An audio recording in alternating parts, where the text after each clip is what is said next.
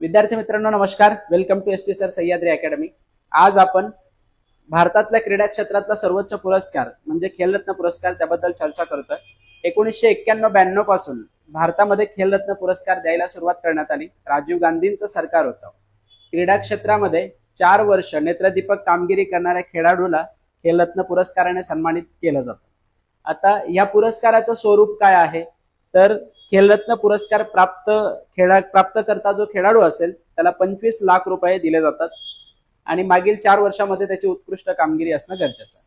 2024 चे जे पुरस्कार दिले गेले त्यामध्ये 4 खेळाडूंना खेलरत्न पुरस्काराने सन्मानित केलं गेलं. ओके, सो त्यामध्ये पहिले आहेत डी गुकेश, ज्यांना बुद्धिबळमध्ये खेलरत्न पुरस्काराने सन्मानित केलं गेलं. नंतर हरमनप्रीत सिंग, जे इंडियन हॉकी टीमचे कॅप्टन आहेत, त्यांना देखील सन्मानित केलं गेलं. तिसरे आहेत प्रवीण कुमार, पॅरा ॲथलेटिक्स आहेत. आणि चौथे मनू भाकर, यांना नेमबाजी या खेळामध्ये खेलरत्न पुरस्काराने सन्मानित करण्यात आलं. सो 2024 मध्ये 4 खेळाडूंना खेलरत्न पुरस्काराने सन्मानित करण्यात आलं. आणि एक गोष्ट लक्षात ठेवा, 2021 पासून राजीव गांधी खेलरत्न पुरस्काराचं नामांतर करण्यात आलं मेजर ध्यानचंद खेलरत्न पुरस्कार. आणि हो, मेजर ध्यानचंद कोण होते तर आपण त्यांना हॉकीचे जादूगार म्हणून ओळखतो. विद्यार्थी मित्रांनो, आपल्या चॅनलला लाईक करा, शेअर करा आणि सबस्क्राईब करा. थँक्यू.